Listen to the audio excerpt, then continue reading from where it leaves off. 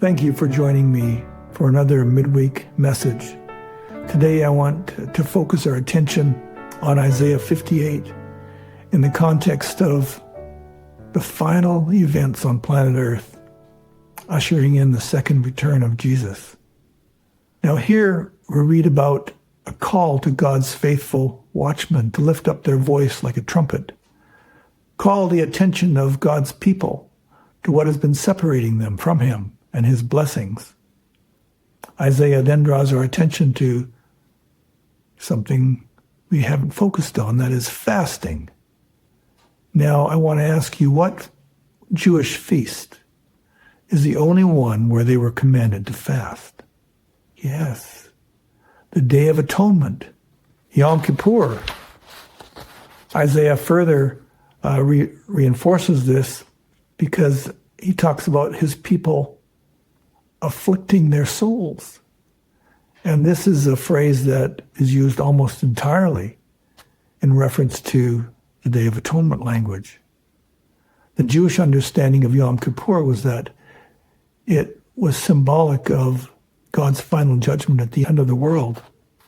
And as Seventh-day Adventists, we have taught for over 180 years that we are living in the ultimate Day of Atonement, a time when God's people are being judged and also being perfected and matured for Earth's harvest. The Apostle Peter reminds us that judgment begins with those who have professed loyalty to the Creator. That's in 1 Peter 4:17. I'm going to suggest to you that coercion, trampling on another person's freedom of conscience, is one of the most wicked bans that tyrants have imposed on their subjects or members. And a yoke is another type of physical restraint. Two oxen were yoked together so that one was forced to walk in synchrony and lockstep with the other one. Now, what entity is it that is the enemy to all religious liberty and freedom of conscience? I want to read a short quote from The Great Controversy, page 591.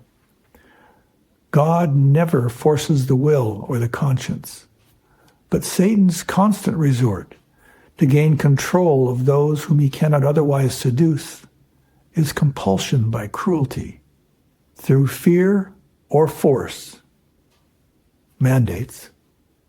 He endeavors to rule the conscience and to secure homage to himself. To accomplish this, he works through both religious and secular authorities, moving them to the enforcement of human laws in defiance of the law of God. John tells us in his Gospel, chapter 4 and verse 23, the hour is coming, in fact, now is, when true worshipers will worship the Father spiritually, as well as in standing for what is true. This is what God is looking for. I pray that you and I are learning to trust our Heavenly Father more and more, so that when liberty of conscience is again threatened, we will have what it takes to stand for the right, though the heavens fall. I believe we have recently had a preview, a shadow of what is coming. May God help us to stand. Thank you.